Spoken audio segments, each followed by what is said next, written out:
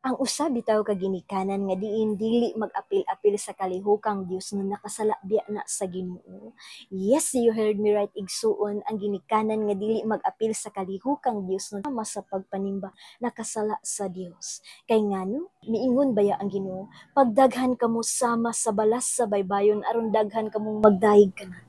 Gituman nato ang kasuguan na magdaghan kita sama sa bala sa baybayon apan wa ta katuman sa kasabutan nga diin aron daghang magdayeg kana.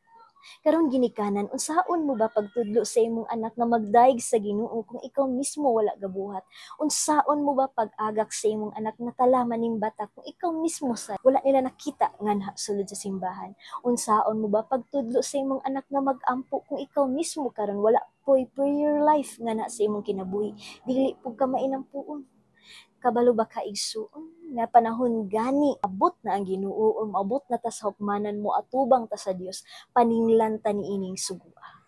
Paninglan ta ngano wa ta katudlo sa atong mga anak sa pag-ampo, pag-agak, pagpanimba, pagpaduol nganha sa Ginoo. Ikaw ginikanan ang manubag niini kay ikaw unta ang ginikanan ang mag-agak sa imong mga anak paduol sa Ginoo. Isabi ni sa rason ha, ngano ang usa ka panimalay puno sa kagubot, way kalinaw, gumikan kay walay Ginoo. Gumikan ka wala mo'y time manimba, wala mo'y kahiusahan nga pagpanimba, pag-ampo sa Dios. Rason kini nga sa usa ka panimalay lisod pud mosulod ang kalinaw labi na kung walay Ginoo sulod sa inyong duha.